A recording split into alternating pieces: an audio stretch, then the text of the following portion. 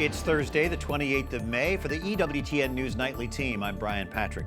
Well, more than a month has passed since the Vatican concluded its investigation of the main umbrella group of American religious sisters. Pope Francis recently met with a delegation from the Leadership Conference of Women Religious. A final joint report states the group's statutes have been revised to show it's focused on Christ and being faithful to church teaching. The group had been accused of undermining Catholic teaching on the priesthood and homosexuality. It was also said to be promoting certain radical feminist themes incompatible with the Catholic faith. We asked the sisters who lead this group about the reform process conducted by the Congregation for the Doctrine of the Faith.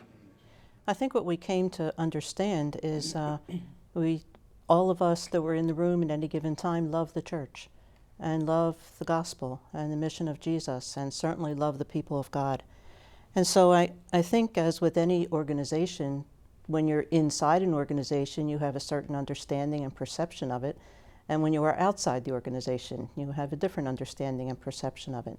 So I think that's some of the understanding piece that we're able to come to. We actually sat and talked to one another about our perceptions of one another, about our institutional church and about religious life, and in this case, a conference of women religious.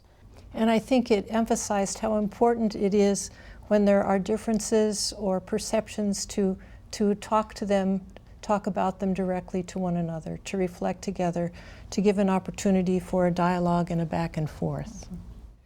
Are there substantive changes that have come out of this? I wouldn't say that there came about substantive changes.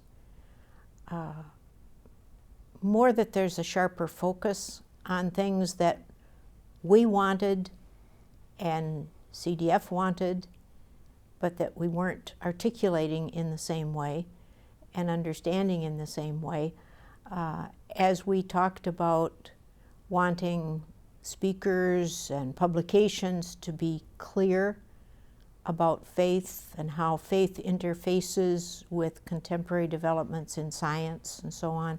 And we want to be sure that what we put out there in the public is clear. So we both wanted the same thing, but we weren't sure of each other at first. An essential change, at least it seems to me, is the expectation that has been raised now that conversation is possible within the church among the various groups and various entities, even if it appears to be argumentative, whatever, that there's a pattern for exploration among parties that might be disagreeing. And I think that this raises an expectation among all of us so that we're not as afraid of what might be a potential conflict.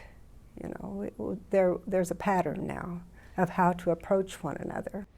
Are your members on board with this agreement? I know this organization represents about 80% of the sisters, the women religious in the United States. Is the majority on board with this? I would say yes. Of course, the way we have moved through all of this from the beginning has been to work with the members and process with the members. The authority, if you will, of the presidency comes from the members. And so we went from assembly to assembly from August to August. So of course we haven't met with our members yet, face to face, in an atmosphere of contemplation and process.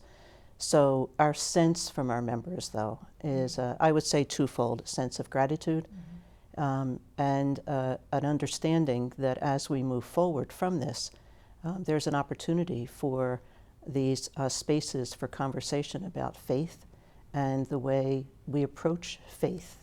More of our conversation coming up tomorrow, beginning with a very difficult, direct question for the sisters. Meanwhile, Bishop Thomas Paprocki, a canon lawyer, is one of 3 bishops part of that process. We asked him about meaningful changes resulting from the agreement. Well, I would say that there was some clarification of what took place. So a clarification that indeed the Leadership Conference of Women Religious is an official entity of the Holy See. It's not some kind of a private association. It was also made clear that the sisters operate as such an entity under the direction of the Holy See. And that was something that I think many people understood implicitly, but we had to bring that out in a more explicit way. And so there was a revision of the statutes in which we made it clear in the statutes the relationship between the LCWR and the Holy See. And I think the way we have things now on paper is a clear understanding of what it should be, and it's be a question of how that is lived out in practice. And I wonder finally what you have learned from this process yourself, and perhaps your appreciation for the women religious and the work they do. Well, I learned a great deal, and so did the other bishops working with me, because we spent a lot of time, I'd say the first year and a half to 2 years, we listened to each other. And it was a very civil and courteous dialogue, not that there weren't times that we had some disagreements or differences of opinion. But the very important thing, I think, that was characteristic for this whole process was that I think the outside world was looking at us as this was an adversarial relationship. And we're used to that in the political context of people going head to head and fighting with each other. And we saw ourselves, and we were very explicit about this when we sat down, we were brothers and sisters in Christ. And brothers and sisters in Christ can have misunderstandings or differences of opinion, but that's a very different way to approach the relationship, and the tone of the relationship was, in that sense, very respectful, and we were treating each other as brothers and sisters and fellow Christians. Well, thank you so much for that insight. We appreciate it. Bishop Thomas Paprocki, thanks for joining us. You're welcome.